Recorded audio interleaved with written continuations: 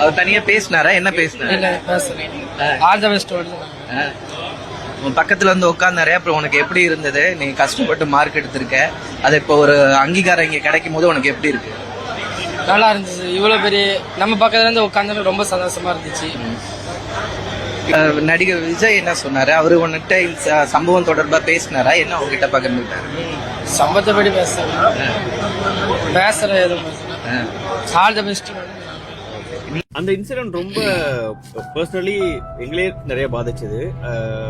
எமோஷனலா நீங்க கனெக்ட் ஆன மாதிரி பார்த்தேன். நாங்க நிறைய இன்சிடென்ட் நடக்கும்போது உடனே என் தம்பிக்கு வீடியோ கால்ல போயிட்டு, தம்பி நான் இருக்கேன்ப்பா, பாத்துக்கிறேன்ப்பா, பயப்படாதப்பா அப்படின்னு வீடியோ கால்ல பேசுனீங்க.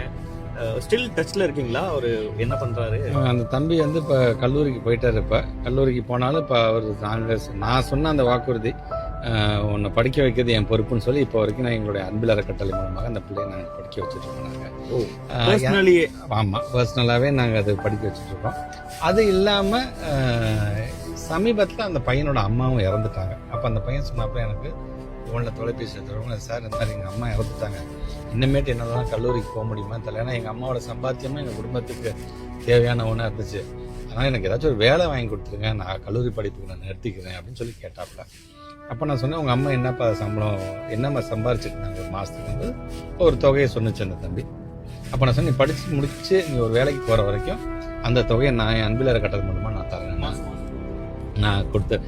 நான் அதனால் நீ வந்து படிப்பை மட்டும் நீ கை விட்டுறாத தம்பி, அது ரொம்ப ரொம்ப முக்கியம் அப்படின்னு சொல்லி அந்த தம்பி படிச்சுட்டு இருக்கிறாங்க.